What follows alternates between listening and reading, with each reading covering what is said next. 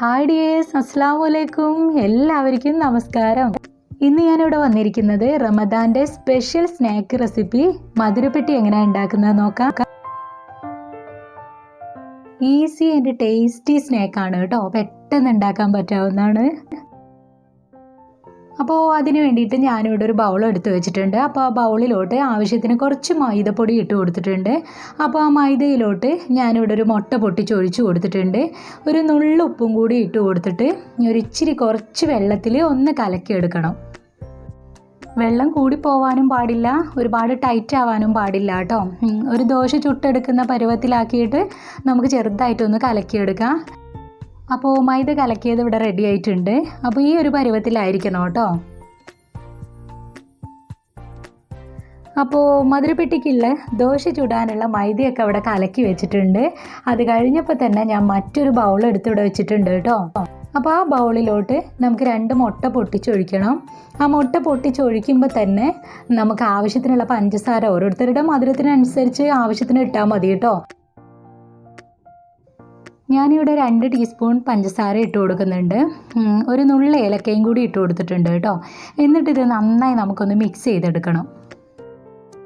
അപ്പോൾ അതെല്ലാം കൂടി നന്നായി ഒന്ന് മിക്സ് ചെയ്ത് കഴിയുമ്പോൾ തന്നെ ഞാനിവിടെ 2 ഏത്തപ്പഴം ചെറുതാക്കി കട്ട് ചെയ്ത് വെച്ചിട്ടുണ്ടായി.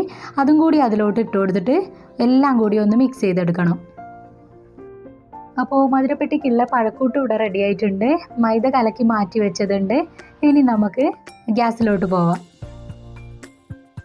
അപ്പോൾ നമുക്ക് മധുരപ്പെട്ടി ഉണ്ടാക്കിയെടുക്കാൻ വേണ്ടിയിട്ട് നോൺ സ്റ്റിക്കിൻ്റെ ഒരു പാത്രം വെച്ചിട്ടുണ്ട്. അതിൽ നല്ലപോലെ ഒന്ന് ചെറുതായിട്ടൊന്ന് നെയ്യ് തൂകി കഴിഞ്ഞിട്ട് നമ്മളുടെ മൈദൻ്റെ ദോശ ചുട്ടെടുക്കണം. അപ്പോൾ ആ മൈദൻ്റെ ദോശ ഒരു ഭാഗമൊക്കെ റെഡിയായി കഴിയുമ്പോൾ തന്നെ ഇച്ചിരി മുകളിൽ നെയ്യൊക്കെ തൂകി എടുത്തിട്ട് ഒന്ന് മറിച്ചിട്ട് കൊടുക്കണം.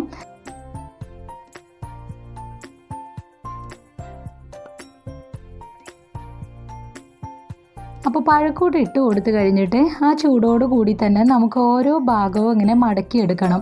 അപ്പോൾ കൈ ചെറുതായിട്ടൊന്ന് ചൂട് വരും. അപ്പോൾ എന്നാലും നമുക്ക് നന്നായി ഒന്ന് മടക്കി കഴിയുമ്പോൾ അത് വിട്ടു പോവുകയൊന്നുമില്ല കേട്ടോ. നന്നായി ഒന്ന് മടക്കി വെച്ചിട്ട് ഒന്ന് മറിച്ചിട്ട് കൊടുക്കണം.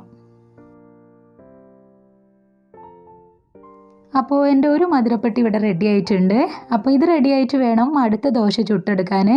അങ്ങനെ ഓരോരോ ദോശയും ചുട്ടെടുത്തിട്ട് നമ്മളുടെ പഴക്കൂട്ട് അതിലോട്ട് ഇട്ട് കൊടുത്തിട്ട് ഇതുപോലെ ചെറുതായിട്ടൊന്ന് മടക്കി വെച്ച് 4 ഭാഗവും മടക്കി വെച്ചാൽ നമ്മളുടെ മധുരപ്പെട്ടി ഇവിടെ റെഡിയാവും. എന്നിട്ട് നടുവൊന്ന് ചെറുതായിട്ടൊന്ന് കട്ട് ചെയ്ത് കൊടുത്താൽ ഈസിയും ടേസ്റ്റും ആയിട്ടുള്ള ഒരു സ്നാക്കും കൂടി ഇവിടെ റെഡിയാവും.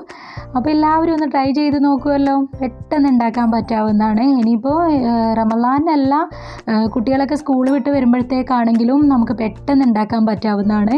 എല്ലാവരും ഒന്ന് ട്രൈ ചെയ്ത് നോക്കണം. എനിക്ക് ശരിക്കും പറഞ്ഞാൽ ഈസി ആൻഡ് ടേസ്റ്റി റെസിപ്പീസാണ് ഇഷ്ടം കേട്ടോ. അത് കറികളാണെങ്കിലും സ്നാക്സ് ആണെങ്കിലും എല്ലാം എനിക്ക് അതാണ് ഇഷ്ടം. അതുകൊണ്ടിട്ട് തന്നെ എൻ്റെ വീഡിയോസിലെല്ലാം ഈസി ആൻഡ് ടേസ്റ്റി റെസിപ്പീസ് ആയിരിക്കും.